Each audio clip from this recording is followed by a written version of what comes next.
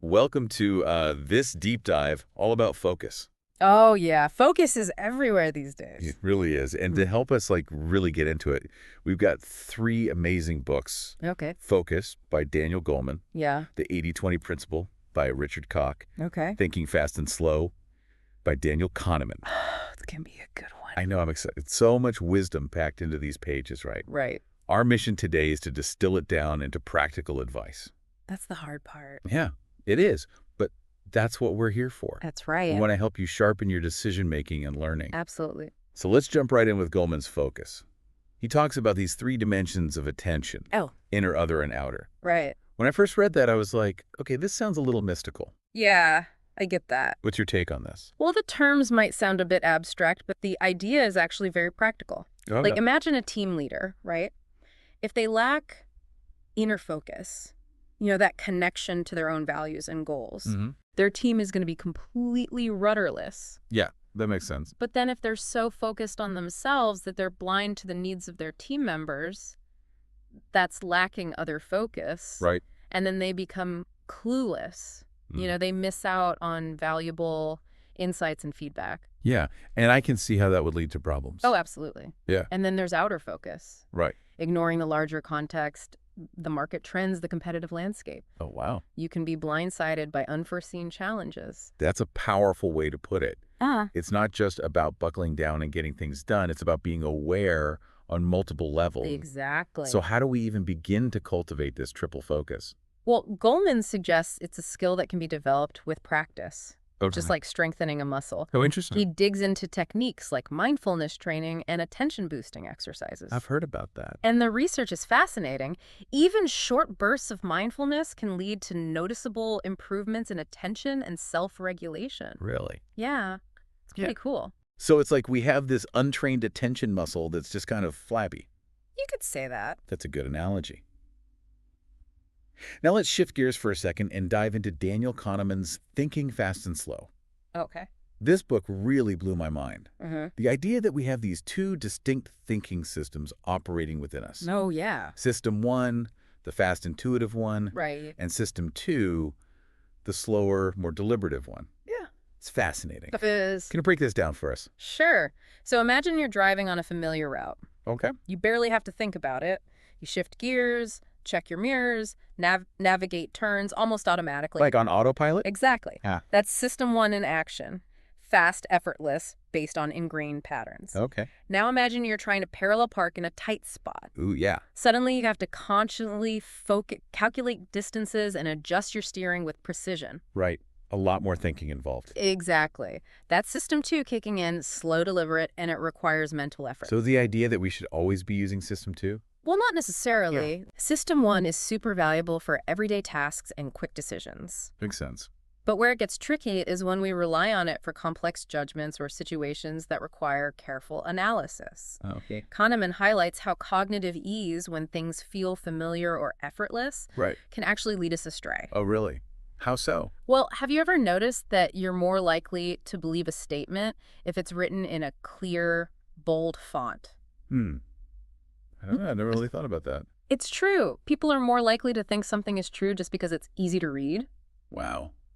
That's kind of crazy. Yeah, System 1 is all about finding shortcuts and fluency, whether it's visual or cognitive acts, as a cue for believability. Even if the content itself is nonsense. Even if the content itself is nonsense. That's both fascinating and slightly terrifying. Right. So how do we avoid falling for these mental traps? Well, it's not about being paranoid, Okay. but becoming more aware of how our minds work. Yeah. By recognizing when System 1 is dominating, we can consciously engage System 2 to critically evaluate the situation. Okay, so it's like a mental tug of war between these two systems. Yeah, you could think of it that way. Now, Kahneman also talks about this thing called the planning fallacy. Oh, yes. What exactly is that? It's our tendency to be overly optimistic about how long tasks will take. Oh, yeah. I'm definitely guilty of that. Like, we underestimate the potential for unforeseen problems and delays. Right. Which leads to unrealistic deadlines and underestimated budgets. Oh, I know that all too well. Even Kahneman himself admits to falling prey to it. Right. When co-authoring a textbook, their initial optimistic estimate of 2 years stretched into 8. Wow. Yeah, it happens to the best of us. So how do we overcome this planning fallacy? Do we just need to become super pessimists? No, not at all. The key is to seek an outside view. An outside view. What do you mean by that? Instead of getting lost in the specifics of our own plans, we need to look at similar projects and see how long they actually took to complete. Oh, I see. So like getting a reality check from the outside world? Exactly. It helps ground our expectations in reality and make more realistic timelines. This has been an awesome start to our deep dive into focus. It really has. We've explored these 3 dimensions of focus with Goleman, Yeah. learned about attention as a muscle, Mm-hmm. and we've delved into the fascinating world of System 1 and System 2 thinking with Kahneman. Right. And we're just getting started. Oh, yeah. There's so much more to uncover. In Part 2, we'll dive deeper into Kahneman's work, exploring how cognitive biases like framing can influence our choices. We'll get into that. And then we'll connect all of this to the power of the 80-20 principle, as outlined by Richard Koch. It's going to be good. I'm excited.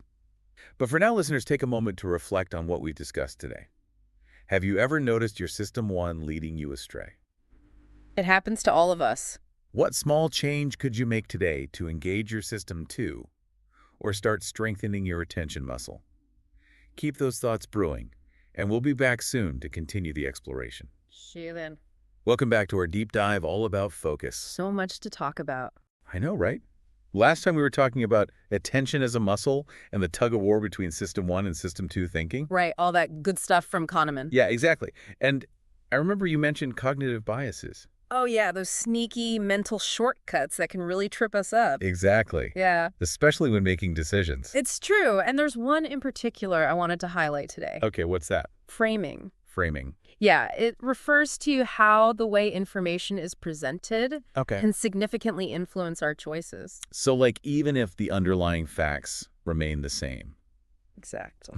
I'm not sure. I totally get it. Can you give me an example? Sure. So let's say you're considering investing in a new company, right? Okay. One analyst presents a report highlighting a 75% chance of success. Okay. Another analyst, using the exact same data, Right. frames their report by saying there's a 25% chance of failure. Okay, but those are logically the same thing. Exactly. But I bet most people would be drawn to the 75% chance of success framing. Probably. This sounds better. Right. It's all about how the information is presented. So it's like those marketing tricks that make you want to buy something even if you don't need it. Exactly. They're playing on our biases, using framing to nudge us in a certain direction. That's kind of scary. It can be. But awareness is the first step. Okay. Once you know framing exists, you can start spotting it everywhere. So like in advertising and stuff? Absolutely. But also in political speeches, news articles, even everyday conversations. So what should we do? Like how can we avoid being manipulated? We'll start by paying close attention to the language being used. Okay. Ask yourself, is there another way to present this information? Interesting. And am I being swayed by the emotional weight of certain words? Okay, so it's about thinking critically. Exactly. Yeah. Engaging that system two, thinking we talked about earlier. Right, taking a step back and analyzing the situation. Exactly. That's how you counter those knee-jerk emotional reactions triggered by framing. It's like having a mental bodyguard. Haha, I like that. Now, Kahneman also talks about another interesting bias called the halo effect. The halo effect. Yeah. It's our tendency to let one positive trait or impression influence our overall judgment. Oh, I think I know what you mean. Like you meet someone who's incredibly charming, Right. and suddenly you assume they're also intelligent, trustworthy, and competent. Even if you have no evidence to support that. Exactly. The halo effect can be incredibly powerful. Wow. So how do we avoid falling for that one? Same as before, awareness and engaging system two. Right. Thinking things through. Try to separate individual traits and evaluate them independently. Okay, so don't let one good quality blind you to everything else. Precisely. Yeah. Now, so far we've been focusing on how these biases affect individuals. Right. But what about groups or teams? Yeah, that's a good question. This is where Goleman's work on other focus comes in. Oh, right. The idea of being attuned to your team members. Exactly. It's about creating an environment where people feel comfortable sharing their ideas, even if they disagree with the leader. That's so important. It's about psychological safety. Yeah, creating a space where people feel heard. And respected. Right, because Yeah. when that happens, you get better results. Absolutely. Hmm. It leads to more innovation and success. So it's not just about being a good listener, but about building trust and openness. Exactly. And that's what Goleman emphasizes as a key leadership skill. This has been so eye-opening. I feel like we're really starting to understand the complexities of focus. We're getting there. We've talked about framing the halo effect and even the importance of other focus in teams. Right, and there's still more. Like what? Well, we still haven't talked about the 80-20 principle from Richard Koch. Oh yeah, that's the one about how 80% of our results come from 20% of our efforts. Exactly, and it's a game changer when it comes to prioritizing and maximizing our impact. Okay, I'm definitely intrigued. Let's dive into that next time. Sounds good.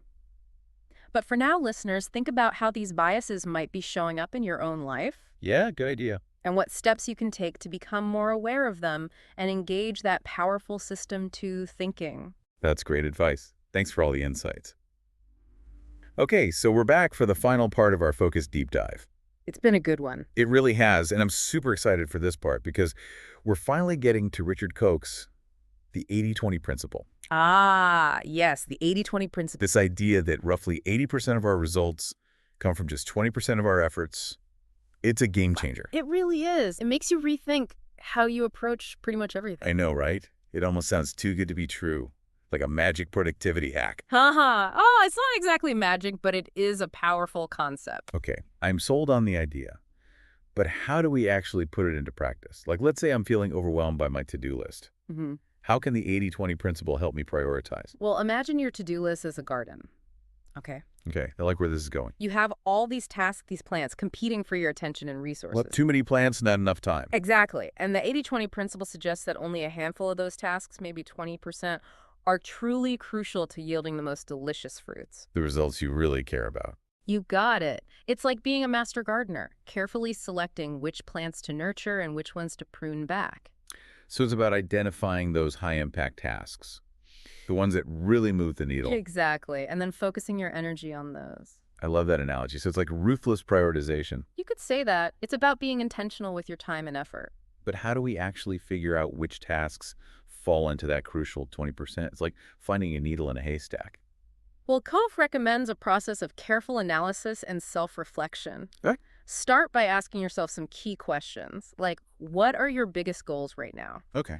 Which activities have the greatest impact on achieving those goals? Right. And what can you delegate or eliminate altogether? So it's about being honest with yourself and figuring out what really matters. Exactly. It's about aligning your actions with your priorities. This is so powerful.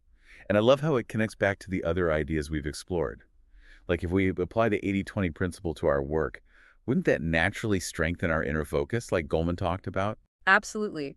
By focusing on the vital few, you're clarifying your purpose and directing your energy towards what truly matters. And that can lead to a greater sense of fulfillment both personally and professionally. Exactly. It's about working smarter, not harder. What about Kahneman's cognitive biases? Does the 80-20 principle offer any protection against those? Interestingly, yes. Think about the availability heuristic, for example. The one where we overestimate the importance of information that's readily available. Exactly. By ruthlessly prioritizing through the 80-20 lens, we're less likely to be swayed by the latest news flash or the loudest voice in the room. So we're making more conscious choices based on what's truly important, not just what's grabbing our attention at the moment. Precisely. It's like having a filter for all the noise. I love it. This deep dive has been amazing. We've explored so many powerful frameworks for understanding focus. We've covered a lot of ground. From Goleman's 3 dimensions of attention to Kahneman's cognitive biases, and now Koch's 80-20 principle. It's like we've been given a toolkit for our minds. And the best part is that focus is a skill that can be developed. Right. It's not something you're just born with. It's something you can practice and improve over time. Exactly. And armed with these insights, we can all become more focused, intentional, and ultimately more successful in whatever we choose to do. Absolutely. Well said. So as we wrap up this deep dive, I want to leave our listeners with one final thought. What if you applied the 80-20 principle to your own life? Ooh, that's a good one. What are the 20% of activities that bring you the most joy, the most fulfillment, the most results? And how can you prioritize those? Create space for more of what truly matters. That's a powerful question. It really gets to the heart of what focus is all about. Exactly. It's about designing a life that aligns with your values, your passions, and your aspirations. Beautifully said. Thank you for joining us on this exploration of focus. We hope you've gained some valuable insights and are feeling inspired to put these ideas into practice. Until next time, keep those minds sharp, and remember the power to change your life lies in the choices you make about where you direct your attention.